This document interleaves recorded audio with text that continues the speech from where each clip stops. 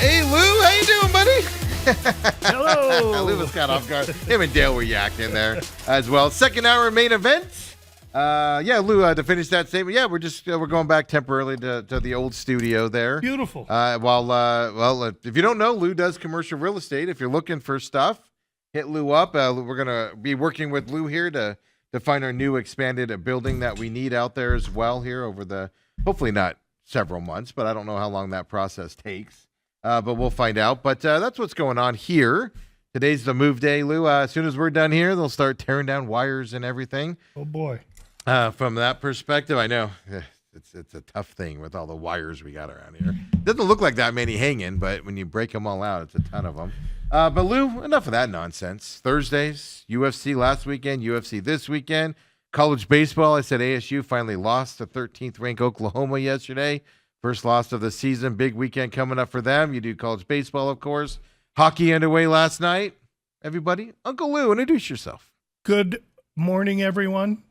I'll first say thank you to Steve for having me on. Each week on Thursday, I get to come on and at least expose people to an obtuse form of sports thinking. The obtuse is coming from the perspective of a guy that's been gambling his whole life. And so with that in mind, I created a web page many years ago. The new web page is running now. Both the old and the new were called gamblu.com. And there you can go to find everything out about me you'd like.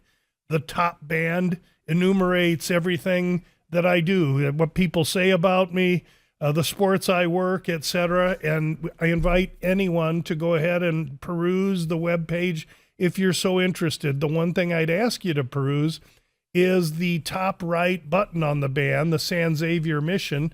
Kobe's going right back up there to flash show it off for the me. Sneak Tea podcast that you can find there as well. Oh yeah, right. We'll get to and I always forget the podcast, but more important is the San Xavier Mission, because the kind of work they're doing there is unbelievable. This is the oldest mission in the United States. It's located just south of Tucson, Arizona. It's just a wonderful mission, and it's taking care of the community south of Tucson.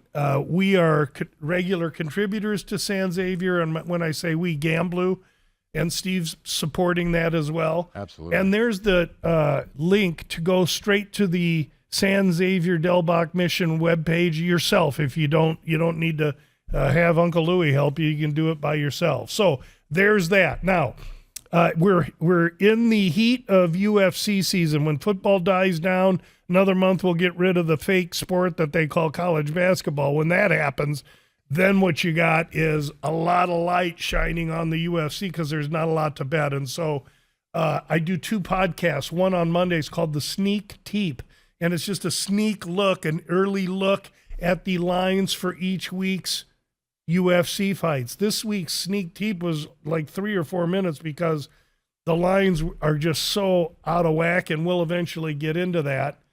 And then on Friday, which is tomorrow, Mexico City is an hour ahead of Phoenix right now. So at 9 a.m. tomorrow, 8 a.m. Phoenix time, 7 a.m. Pacific, the weigh-ins will occur. And after those weigh-ins, the Bout Business podcast will drop with my final releases for that week's UFC card. Probably going to be slim and trim this week because of the gross amount of, lines that are way out of whack. But I think there's a couple in there that smell funny that we can talk about when we get into that part of the show. Perfect. Well, that's Lou, the introduction. Of course, check him out. And you can find the Sneak Teep and the thing, not just it's easiest to go to gamblu.com and just click the play button, but all of your favorite podcast systems as well is where you can find it. Apple, Google, Spotify, all those out there for everybody there and whatnot. Yeah, Mexico City this week, we're dealing with altitude. We're dealing with other things down there as well. I've been reading about, home field advantage kind of a thing. Then you've got all the geopolitical things happening in Mexico over the last week on top of it, putting some people paying attention to this as well. We'll get into UFC in just a minute here, everybody. But first, college baseball is underway. Lou does the College World Series. He ramps up to it. The season's early. You don't know what teams are yet, but you can kind of tell with their schedules and things to that effect. And I just said ASU 7-1 on the season. Actually, are they 8-1? I don't know where my brain just went on that. They are 8-1 on the season. They just lost to 13th ranked Oklahoma. Only reason I'm bringing this up to you, Lou, is to not rub it in that Arizona's still 1-7. What I'm bringing up here is Arizona State is playing really good teams. You like to say, was it stone shaping stone or whatever you say, metal grinding metal? You say something like that. Yeah.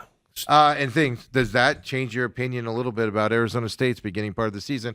As now you want to see what they do as they get closer to, Big 12 play and stuff like does that. it change? I don't know that it changes, but does it display or show something? Yeah, I think it does show something, because a year ago I sat here and touted the fact that Arizona was going over into Texas and playing in these big boy tournaments against ranked teams so that they could get acclimated to the kind of baseball they were going to eventually try and see as they got later into the playoffs, which they did. Not sure ASU's a playoff team, but they're sure starting well. And by playing the teams they're playing, win, lose, or draw. Listen, no one remembers when we get to June and they go to the College World Series what somebody did in March or February. It doesn't matter. So if ASU was 1-7, but they were playing these same sets of kinds of of teams, I would tip my hat to them.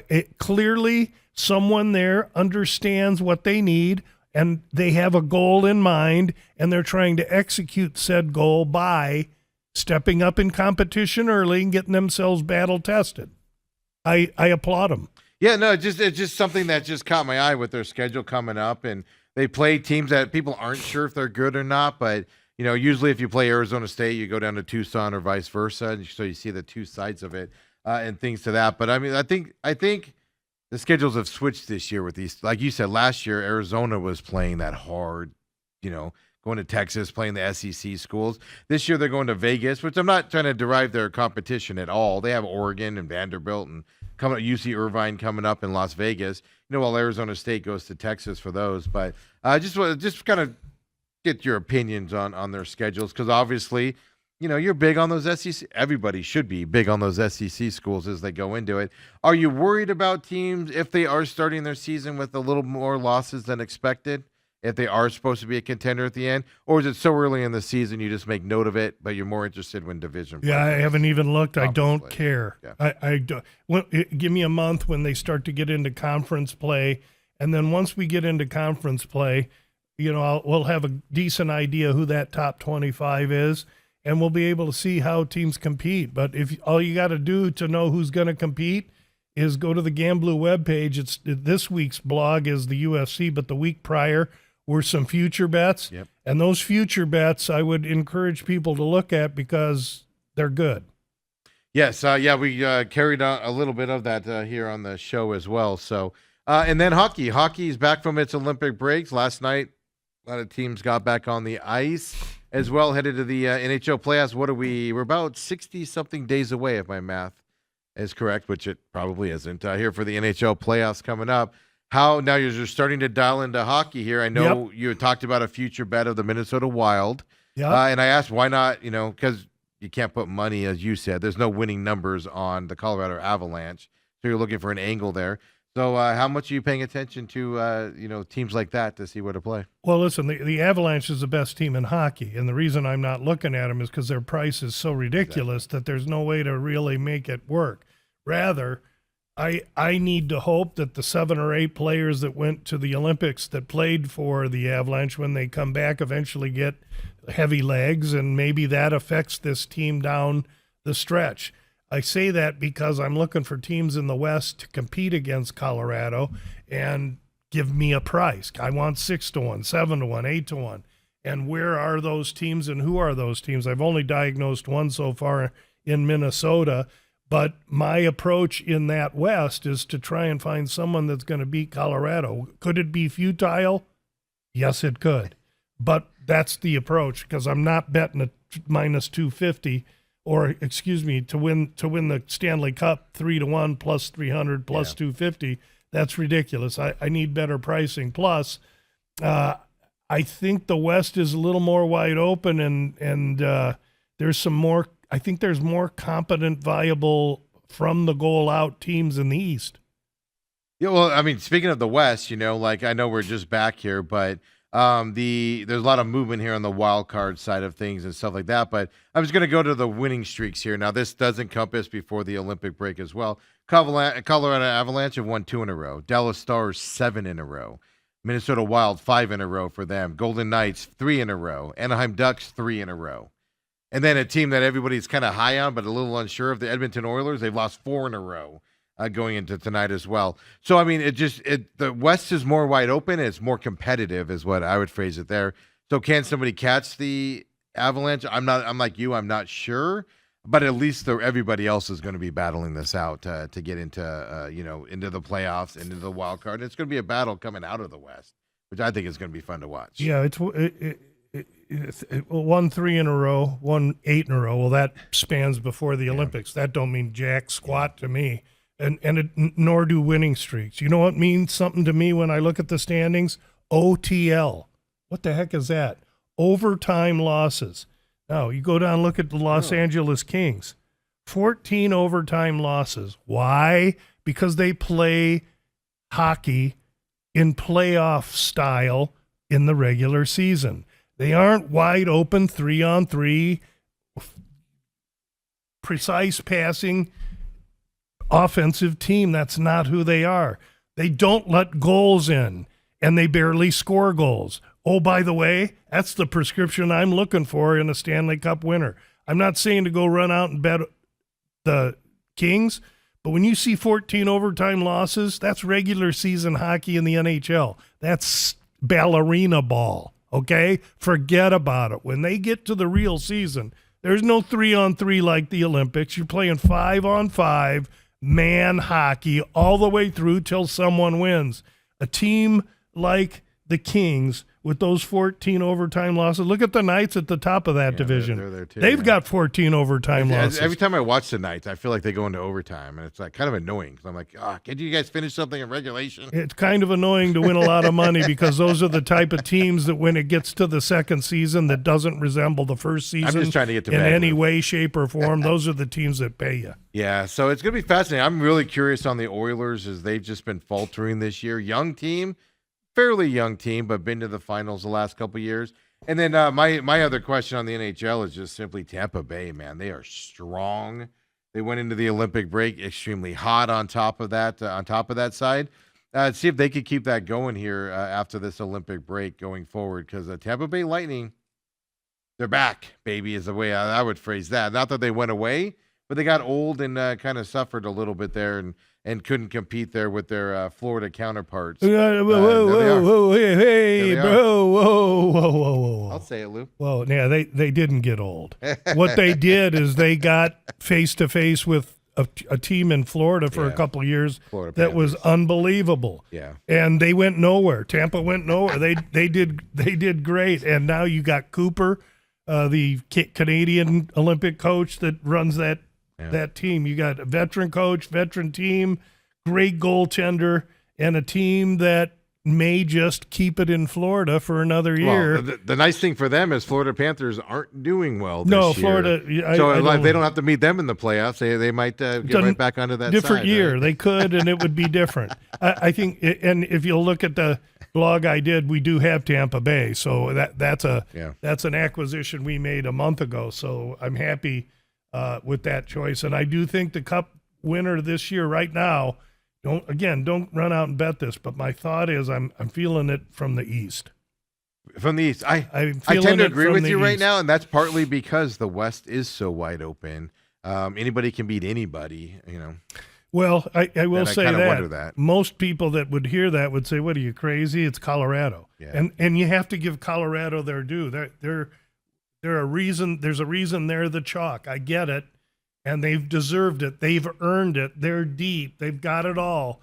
But I think that for me and pricing, I'm about Tampa right now. Yeah, absolutely. So when that money turns against Tampa, though, and makes them unbettable, then it'll be Well, they're getting close to that now with that run, right, that they have on there. So Lou handles all that. We'll keep talking about that, of course, as the months go along here and everything. But here today, Lou, let's get into some UFC action, because last week Some good fights, some bad fights there last week in Houston, Texas, is where they were before we talk about Mexico City, because this week really intrigues me on what's going to happen here on the UFC side of things as well.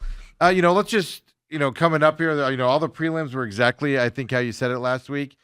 Just a lot of up-and-comers to watch and things to that effect. I actually found myself kind of bored with some of these prelim fights out there. But I wanted to ask you specifically the final prelim bat, Carlos Leal and then Chidi there. I'm not going to say you were high on Chidi, but I bet Chidi. I released him. And but I don't know how high you were after that. But disappointed in his fight? No, there? No, not at all. He fought. He fought as well as he could. He just had a bull in front of him that was not going anywhere except straight forward. And as I've told you, if Chidi gets in a fight with someone that ain't going anywhere and there's going to be 15 full minutes, he can sometimes curl up. Well, he didn't curl up. He fought till the end. He just didn't have it against this guy on this day.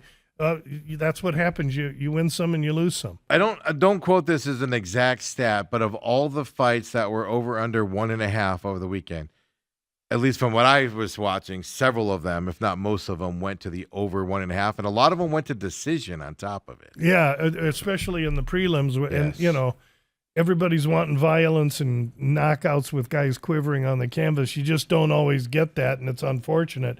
But you did get some action in the main card. Yes.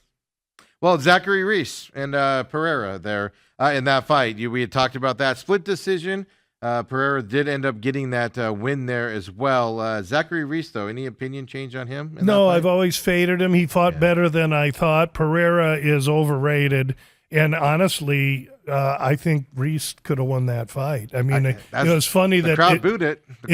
Well, sure they did, because he's a Texan in Texas, and usually with the Texas Fight Commission, you get funny things happen there. And I was expecting him to say Reese. When he said Pereira, I was flabbergasted. Reese was surprised too. I think to me that's reaction. an indication that how back asswards Texas is.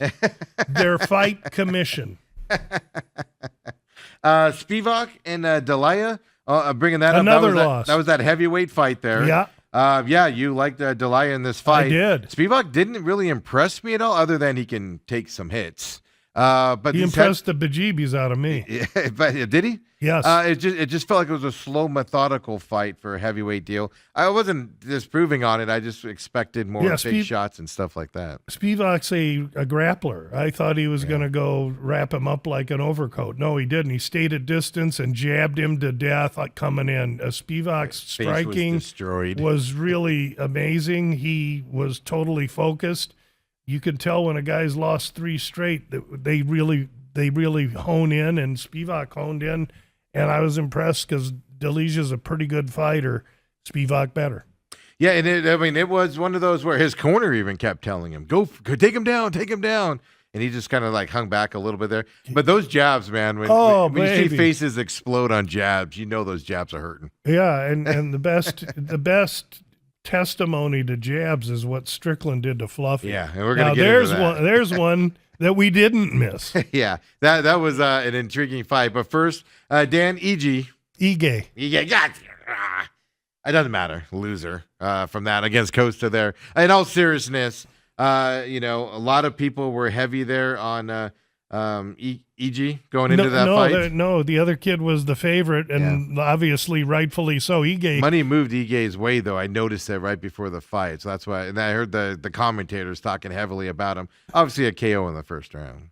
Ige's never been finished, so that makes Melky look, pretty amazing. And when Ige took that heel to the face, you could tell there's an orbital or a cheekbone that was broken because he made a funny face and he curled up. It was a heel to the face, and that don't happen with Ige. So there you have it.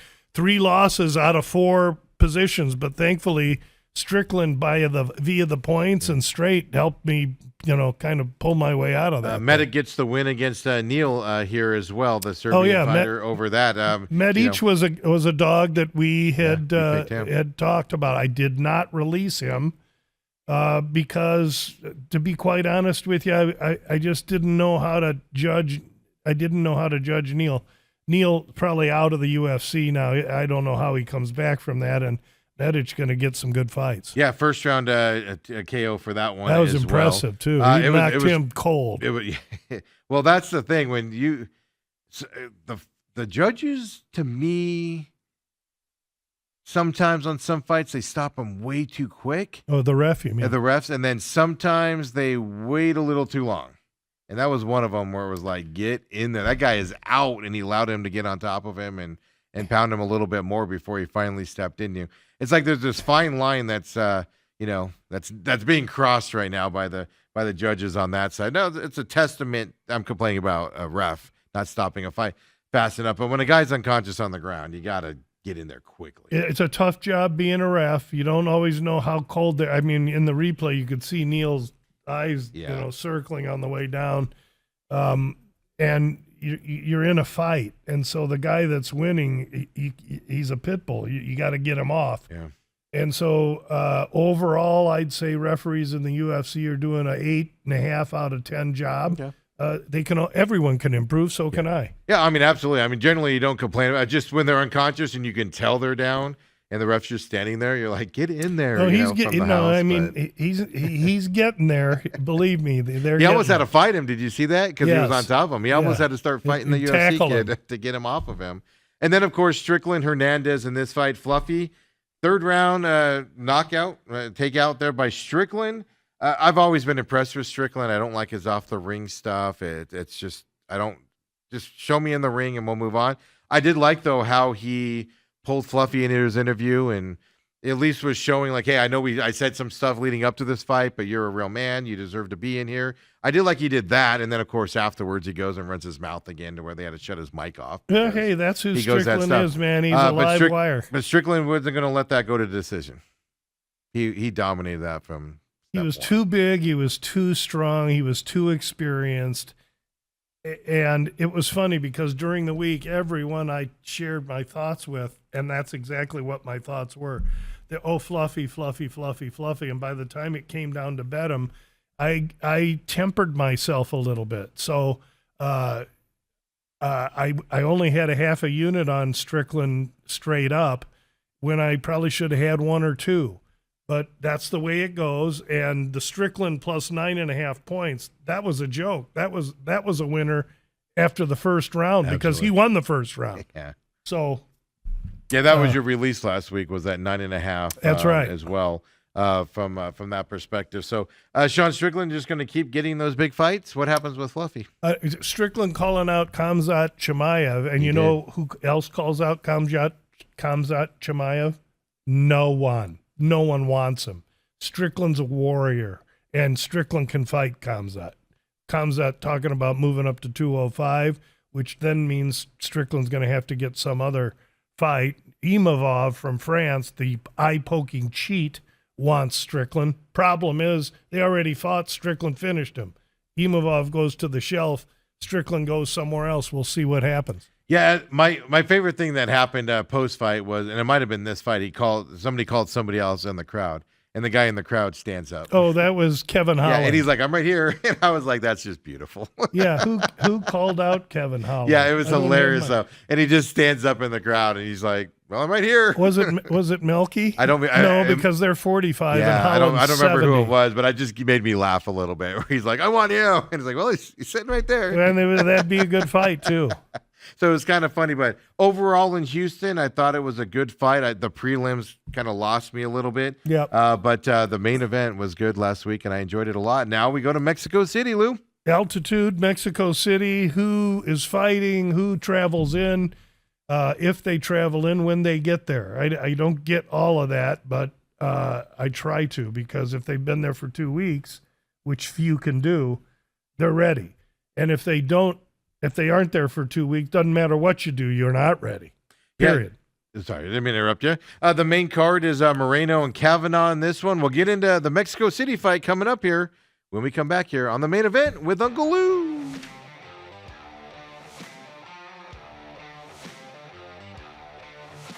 $6 p.m. on Saturday. Of course, this Saturday coming up down there at the Arena CDMX, Mexico City.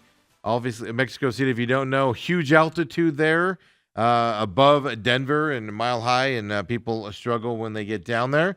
But also a lot of Mexico fighters and South American fighters on this fight as well coming up here. Of course, Paramount Plus as well for you. All the fights are on there this year, Lou. So big cage, I'm assuming, down there in Mexico City? Big cage, 13 bouts. Only 2 fighters at 170 pounds or above, and the 2 fighters are at 170. Why would they do that? Well, I'll tell you why they do that. Because those heavy 185, 205, and heavyweights, they can't deal with that altitude, man. It sucks them dry, and the fights become just 2 polar bears slow dancing at the high school prom. So they keep it with the younger, fitter fighters. That's why that is the way it is. 7 Mexican fighters. So those Mexican fighters will have been able to get into Mexico City, the ones that aren't from there, and acclimate in enough time without too much undue expense to prepare for these fights. And then there's also a handful of South American fighters, other South American fighters coming in. Cheeto Vera comes in from Ecuador, right? Yeah. And there's others that I'm trying to look at some of the other. Boras comes in from Peru. There's some Brazilians, et cetera, et cetera. 1 Lithuanian fighter, need to know where they are. 1 English fighter, need to know what fight he's in. And then 6 USA, should be aware of those are the guys that are going to struggle with the altitude if they didn't get in 2 weeks early. And I can tell you, excuse me, outside of Kavanaugh, who takes this fight on short notice from England, semi-short notice, he probably got in a week or 10 days early, so he's going to be close. But the rest of them are going to have to fight an opponent, a weight cut, and altitude. That doesn't sound fun. I would normally be insulted if you saying us big guys would be sucking air down there, but gosh, I'm on the 7th floor here and I suck air just riding the elevator up. Well, or climbing stairs. I'm telling you that. For me, the last 2 times I've been to one Denver and Beaver Creek, I've had altitude sickness both times. I won't go to altitude. And Denver is 7,500, and then Beaver Creek's probably 10. Yeah. Beaver Creek is the roughly the same as Mexico City, so it ain't easy. So going into this fight here this weekend, a lot of, like you alluded to it earlier, and we'll talk about it as we get into them. A lot of long odds here and stuff like that. But for the UFC as a whole, going into this weekend, dogs went 10-4. Last week. I'm sorry, favorites, right? Yep. Oh, there. So favorites for 2026 are 36-12, which is 75%. Yeah, just eye-wateringly high. And then going into this one there's nothing we'll but talk huge about favorites. It. Yeah, it's obviously going to add that number up there as well. Well, do you see that changing as the season goes on, or is this the paramount way of doing the UFC? It used to be 62 to 63% every year favorites. 2 years ago, it spiked to 67. Last year was maybe 66 and a half or so, both high. And now we're rolling at 75. I think some of that has to do with the dilution of the talent in the UFC with all these contenders and debuters being thrown in. It's my opinion that the 750 fighters on the UFC roster is too much. They should have 600. And to get rid of 150, I think, would make much more competitive fights, much more competitively lined fights. But that's not what the UFC's after right now. Yeah, it's an amazing thing. And speaking of the prelims on this fight and fighters that I've never heard of as a casual guy out there, things like that, I'm just going to float out to you, Lou, and say any of these prelims worth watching at all coming up here? Because it's a lot of people I've never heard of, a lot of debuts. It's pictures aren't on these things or anything. Can't find much information about them. So tell us about the prelims. Yeah, we'll touch on a couple of them here. I would say, first of all, the ladies flyweight, Montenegro and Karikate, that has come down. Something happened there. That fight's off. Okay. So if you want to look at the Colombian fighter, Alex Reyes, he's taking on a Brazilian, Douglas Silva de Andrade. Silva de Andrade, 40. Wow, he's old. Well, he ain't that old because his opponent, Reyes, is 39. Both are 45 pounders. Andrade has faced a higher level of competition. He's been in with better. He's got a little more experience. That said, the Colombian Reyes is the real deal, and he's going to have 5-inch reach advantage, 4-inch height advantage. I think he's going to be too big for Silva de Andrade. He's a minus 235. Am I going to bet him? No, not at that price. Would I look maybe Reyes inside the distance, which means on DraftKings you have to find him Reyes by KO TKO /sub/DQ, and you can find that on DraftKings.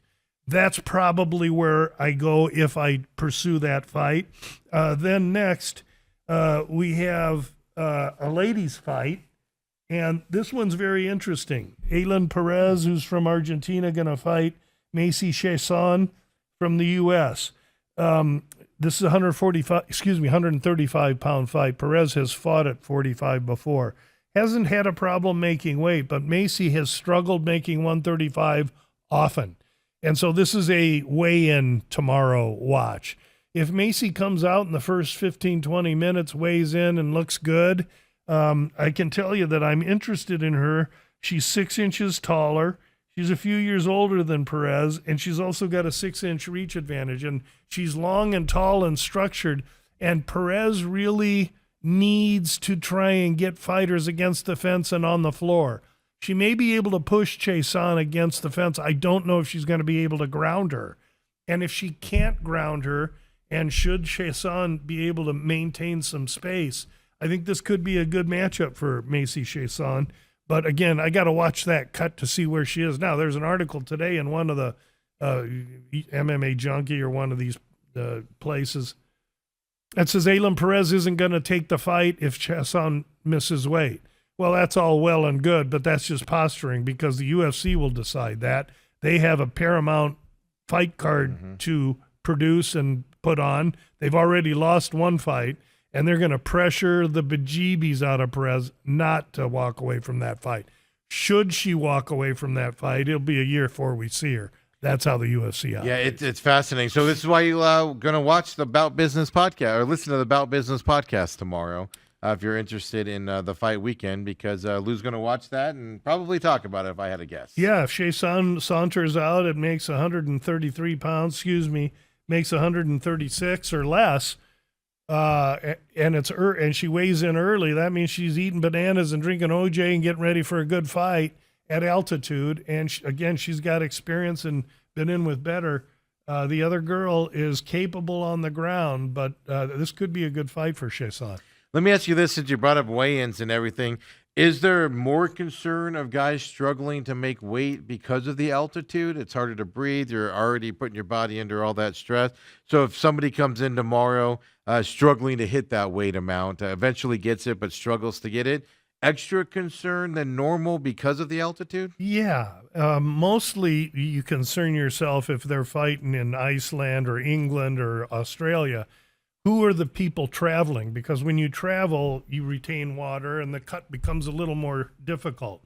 So not only are the people traveling from the U.S., Lithuania, England into Mexico have to deal with the normal altitude, the normal lack of hydration, or what, the flight, I should say, and what it does to water retention. But now they have to cut for that week or 5 days or 4 days in altitude. So yeah, it compounds things. To answer so your it's question. something to watch on top of this as well. You want to see him walk out there get on that thing and pass it like early on here as well, that pass it easily from that side. Since you've talked about those two fights, last fight for the prelims, I always tend to pay attention to because they usually, at least in the old pay-per-view days, would set this fight up to be really good, so you'd pay for the other one here. Ryan Granda and Jose Daniel Medina. Anything to watch in this fight? Watch how fast Granda knocks out Medina. Medina's not really UFC ready. He's lost his last 4. He's from Bolivia, and he's game, but he has 0 UFC wins. If anything, we're going to get a frantic fight out of him because he knows he's on the cutting board. Meanwhile, Granda is a contender series, so he has no experience. But yeah, am I going to pay minus 670 on a guy with right no now. UFC experience? So That's a tough fight there. It's just enough because you said watch how fast he knocks him out, and it's over unders 1.5, minus 110 to the over, minus 120 to the under. Is it because he's a Contender Series guy that put some of that unknown out there on the? No, it's because Medina got a glass jaw. Okay, that's simple as that. Yeah. Medina's been iced. Yeah, but I mean, a knockout can be get you interested in the main events pretty quick. Oh too, yeah, or a sub. So, you know exactly. So I wasn't one's saying that, but this one's set up to be. They usually have fights KO. like this. It's something where you want to watch it because it gets you excited for the main card coming. Steve's down the catching line. on pretty damn quick around here. I get the everybody. marketing side of this like nobody's belief. Yes, you do. So I love understand. it. I've caught on to the gimmicks that they do on where the fights are and when they're not there and I love and stuff like that. Santiago Luna and Angel Pacheco here battling it out in a bantamweight fight gets the main card started. Yeah, this kid Luna in Mexico trains with Arman Sarukian, a killer vice grip wrestler, and he's really something. 13 years younger, but he's 21, so interesting. Yeah, Luna's from Mexico. Pacheco shipping in at a 3-4 record from the U.S. Luna's a finisher and a violent fighter. Pacheco's been finished. Enough said. Over under on this one, by the way, 1.5, minus 110 to the over. Same thing as before, minus 120 to the under. And that open minus 175 to the over. So they're betting the under like there's no tomorrow. And they're either betting the under or they're betting the under with Luna or they're simply betting Luna inside the distance or KO. Yeah, and he's a 625 favorite, Luna is, going into this fight. Rodriguez and Borjas in the next flyweight bout here for the main card.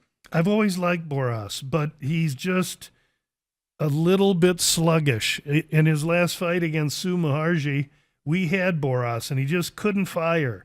And that's going to hurt him here. Rodriguez is a local Mexican, lives in the area, going to be a huge fan favorite, even though he's given away a little reach. Rodriguez opened 210, now he's minus 4 something. 455. This one might be a ham sandwich bet on Borjas as a huge dog. I'm just not sure if I want to, this early in the season, just throw money away like that. It isn't fun for me to be able to say, oh, yeah, I got this guy at 14-1 and then lose the bet. I'd rather have a guy at even money and win the bet. I want to cash tickets. It's not fun for me to lose. And so I got some thinking to do. I'll watch the scales with Borjas and Rodriguez. Do these guys have problems hitting weight at this flyweight level? Because I would say flyweights are generally small dudes. Right? They're teeny dudes, Yeah, and they'll be and they got gas tanks, and they'll be able to fight. And again, Borjas shipping in from Peru won't be that big a deal. He'll probably got there 10 days or so early, I would think, even though he's a lower scale fighter. So he should be ready to go. And again, he's lost some fights. He can't afford to lose anymore. He's gonna need to show some testament. Will the flyweight guys possibly be? I'm going to use the term a little bit slower because generally when flyweights are out there in the big cage, they're everywhere and they're just constantly moving and stuff like that. Can we see possibly somebody getting a little flat-footed in this? Type of a thing on that small of fighters? Steve, maybe in the third round if they both expend a lot of energy because of the altitude, but overall, no. That's why this card's populated with a bunch of smaller-bodied humans. It's just flyweights when they're in there, they're so tiny that they literally just all over the ring, and it wears me out watching them from my couch, stuffing Rocky Road ice cream down my throat. Hey, Edgar Chaez and Philip, Bunes from Brazil, Chairez from Mexico. Chairez has impressed me. He beat a guy named Vergara from the States, lost to Tiara, who's about to fight for the title. Chairez is going to have a reach advantage in this fight, unusual for him. He's going to be 6 years the younger man. That's a good advantage for him. He's the Mexican fighter fighting out of Mexico City. He's going to have great advantage, great home crowd. He opened 220. He's now minus 325. 3.25. I might find a way to use him in a parlay or something. I like Chairez in this fight. A lot of over/under 1.5s here with these small guys at least on the betting lines. This one's 1.5, minus 185 here to the over, plus 150 to the under. in this. Why so many 1.5s here with these small guys? Because the advantage for the Mexican that's acclimated to the altitude is so great over the person that's not. And in this case, just like in every other one, they're fighting people that have to ship in. They come in, yeah. So you got King Green coming up here against Daniel Zellhuber as well, Mexican versus United States fighters. And this is a lightweight bout. And Zellhuber's what? -5 what? -500. He's -500. Okay, so he's 13 years younger. I get that. He's 2 inches taller. I get that. He's got a 6-inch reach advantage. I get that. I get all of that, except he lost his last fight. And Bobby King Green is a professional. He's been in the UFC 16 years or something. He's fast, he's slick, but he's 39. On paper, Zellhuber should just completely rip him to pieces, but for some reason, coming in off a loss, how do you bet a guy at 575 or something that lost his last fight? I know they're setting Zellhuber up to look good. He's the Mexican, Green the U.S. kid, but Green, when everybody bails out of him, he finds a way to win, and he has the tools to win this fight. That should be an interesting fight. Interesting enough, if I read the tea leaves of the gambling world out there, over under on this one is 2.5, -135 to the over in this one. Green Decision. going to be able to get to that decision with that altitude and flying? Probably, because I don't think Zellhuber has the power to just flush him. He doesn't have the ground game to sub him. And Bobby King Green, like I say, he's got great feet. He's fast. He's experienced, been in with better. I think this is Bobby King Green staying on the outside, Zellhuber walking him down, trying to press him against the cage and unload, and Green using evasive maneuvers to stay out of trouble. Which brings me to my next thing. Do we have to worry about judges here in Mexico City? Not with every line being 500 and 400. That's what I'm saying. So this gets to a decision, and Green, it's a close fight. Ends up being a split decision. You're going to favor the home Mexican fighter? No, I'm going to be doing jumping jacks because if I like a dog, I may take him to go over. Go to the over on that point? Especially with all those 1.5s. Yeah, absolutely. So that's what shocks me about this, especially with the small guys, these 1.5s that are in here. But I don't know. Like I said, I'm not dealing with. Well, you got matchmaking, and you have experienced Mexicans that are acclimated to the altitude fighting inexperienced outsiders that aren't acclimated to the altitude. Yeah. Now we go to get an Ecuadorian fighter. You mentioned him earlier, Marlon Vera and David Martinez here. This is the co-main event fight, bantamweight bout here for these two guys. Yeah, Martinez is from Mexico City, lives blocks from the stadium. Vera is a fighter that's fought for the title. He's got a wealth of experience. He is going to be the fighter that's 2 inches taller. He's going to have a 4-inch reach advantage. So physically, it looks like Vera's set up. But he's 6 years the older fighter, and he's such a slow starter. As well, Vera tends to allow his opponent to dictate pace and fight. And in a 3-round fight, you can't do that. I don't think Vera has the power to go out there and just try and clobber Martinez. In fact, Martinez has really, really good wrestling, better boxing. When you say that a Mexican fighter has good boxing, that goes without saying. Every Mexican out of the womb has good boxing, period. But he's got some wrestling too. But Martinez being the younger man, he's the faster man, he's the more athletic man, he's the much more powerful man. He's going to go out there and try and run right through Chito Vera. I don't know if he'll be able to do it. This one is line 2.5, heavy to the over. Vera's got that experience, and he may be able to stick around here. I do like David Martinez in the fight, but at minus 305 or something, it's tough. Minus 305, but over 2.5 right now is 425 right now. So they're telling you it's a decision fight. Yeah, so Martinez decision, you probably minus 200. So I mean, believe me, there's no way to fool them. They know what they have here, and this is a tough betting card. Yeah, absolutely. So when you, I'm learning the wrestling side of it, and like I said, when they get down there, to me, it's just people laying on top of each other. I know they're working and doing all that stuff, and I understand the amount of energy defending when you're down and you have to defend to either stand back up or get out of the wrestling side of it from this perspective. You said Martinez is a better boxer than wrestler, but a really good wrestler on top of it. Are we going to see more wrestling in this fight or more stand-up you think you're going to see on this? No, you're going to see Chito Vera struggling to maintain distance and try and keep Martinez off of him, and Martinez is going to try and press him into a corner and soften his body with hooks and then go upstairs for a finish. I never asked you this question, and I've noticed a lot. One with the heel to the face last week and things. So there's kicking in UFC where they just like stab at the thighs or kick the thighs to kind of welt down their legs. And then there's the guys that spin and get their foot up to people's faces and stuff to that effect. Is there an advantage to either one of those kicking styles? Or a non-advantage, I should say. There's disadvantage to not kick. Okay, because you don't see a lot of guys kick, and then it's glaring when they do. You don't see a lot of guys kick because we're watching scumbag fighters that have no experience like this. Yeah.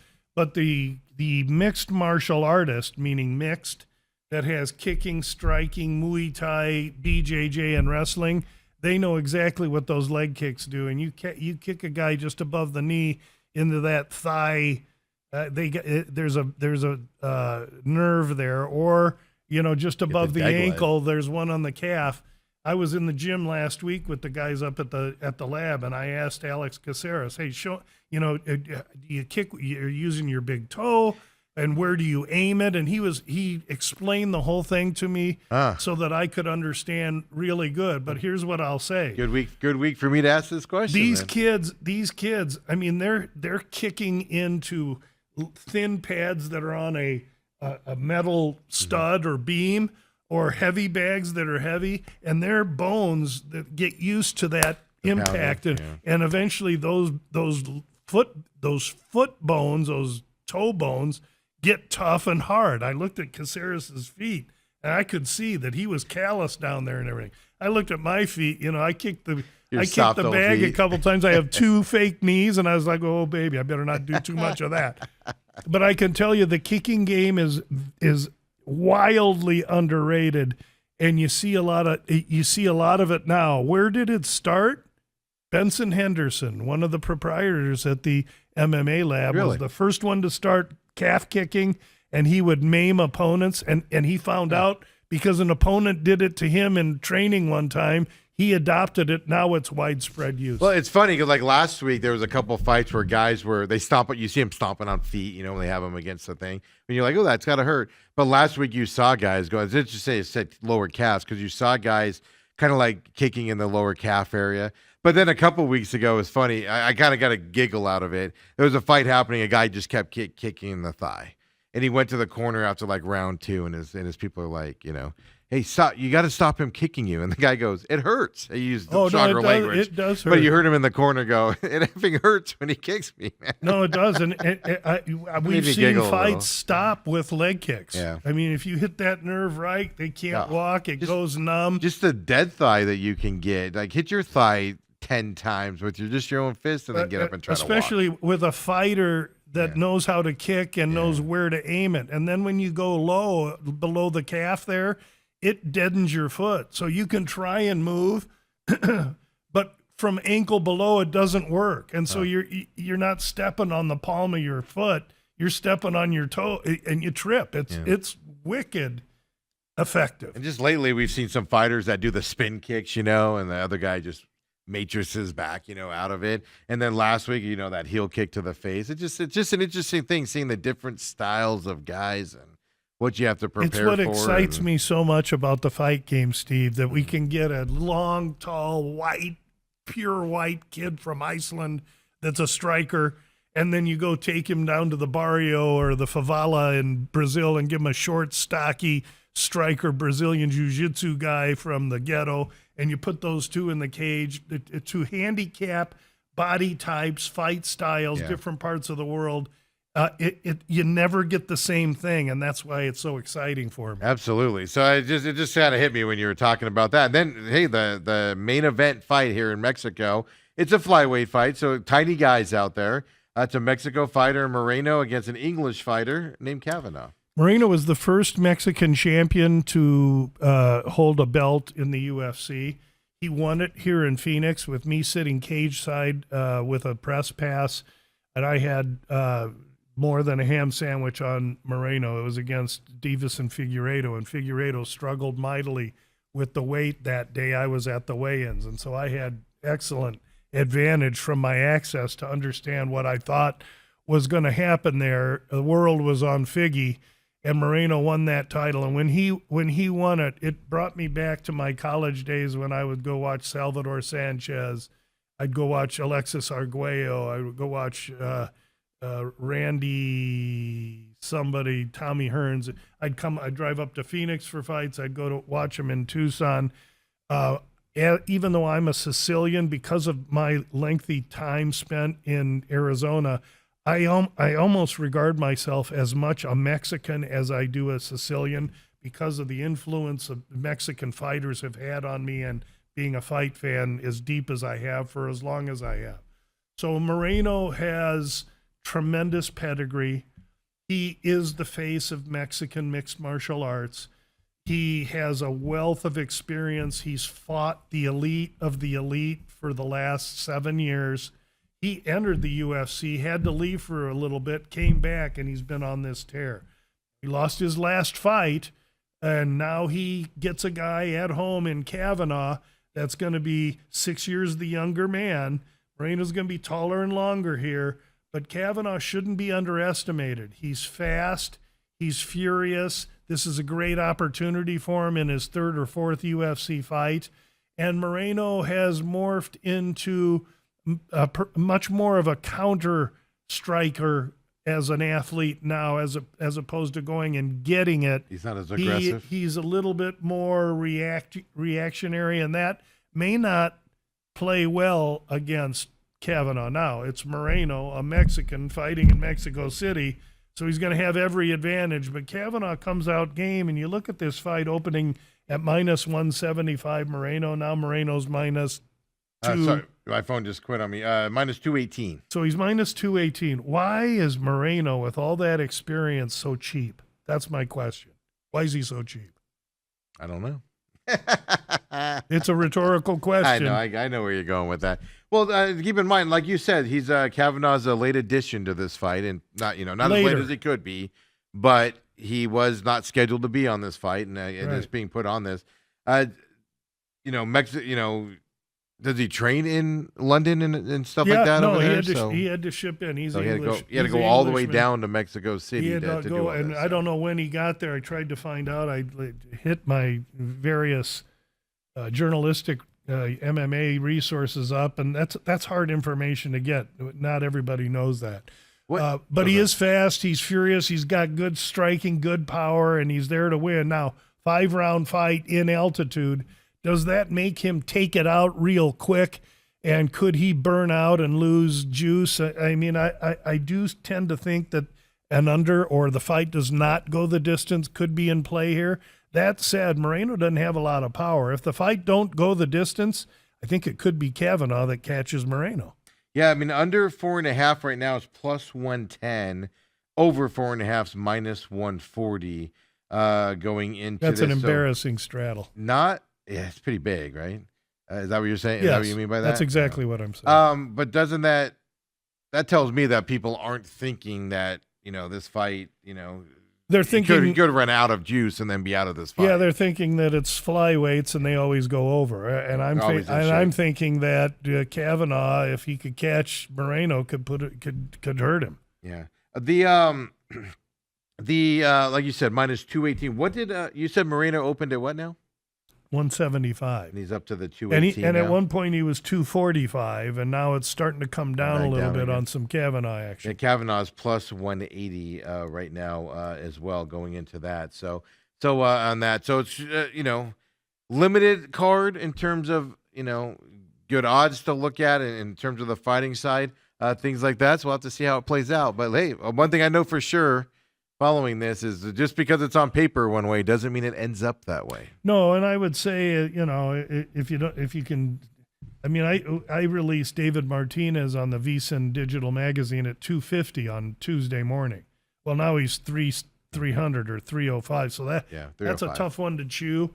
But I do believe he's going to show well in that fight. If you just had one bet to make and you bet, 90 to win 30 or 3 to win 1, I don't think that's a terrible way to go. And you said decision on that one, I believe, correct? It could go decision. Well, it's lined heavily to the over. I'm not going to call what it is. I'm just going to call who's getting their hand raised, and I believe it'll be Martinez. Martinez at that point as well. So the one dog there as well. I am interested in that King Green and Zellhuber fight. I actually, for some reason, and it's interesting to me when I read into this, getting ready for the show today, Lou, it's interesting what fights are kind of showcased by a lot of these blogs and things. It's not always like the bigger fights and things. And I've been reading a lot about the Zellhuber King Green fight as well leading up to it, which tells me there's a lot of focus on this one, which tells me there's something to see here. It was Zellhuber minus 500. I'm not going to call Green the winner because I have no idea. But when you start seeing a lot of publications and stuff focus on one specific fight, it's a blowout. It raises a red flag. Especially a guy coming off a loss, and now you're going to pay $500 for him. To me, that's irresponsible betting. And that's a lightweight. What's the lightweight fighters at? 55. 55 from that. So, yeah, it's fascinating to see where that goes into it. But Lou, Mexico City this weekend as well. Then after that, just to give everybody a preview, we get back to 326 next week. Yeah, the numbered fights, Holloway and Oliveira 2 coming up. In that one. Okay, here's what I'll say, and we'll talk about it next week. Okay, this is run. T-Mobile Vegas. Run. Don't walk. Run. Don't walk and bet Holloway right now. Holloway right now. All right, there you go, folks. Run. There's your Don't take there. walk. For UFC 326. Holloway is what Lou says there. Lou, appreciate you as always here on this Thursday. Love coming in. Thanks for having me each Absolutely. week, Steve. Next week we'll see you over at the new old place. We'll be at the new old place. Yes. Boy, I'm gonna. You send me a text and remind me so I don't autopilot down here. No, I'll send it out to everybody so everybody knows and whatnot. But appreciate you coming in as always, and for everybody else, thanks for watching. We're off tomorrow. Pit stop. There is a look ahead show coming your way here. Be up around 2:00 today, if I had to guess. Looking ahead to the racing over there at Circuit of the Americas in Austin. Other than that, we're off tomorrow. The Real Matrix will post tomorrow, 10 a.m. at Robat TV, noon on Rumble, and, of course, on the podcast systems. We'll see you all on Monday. Have a great weekend, everyone.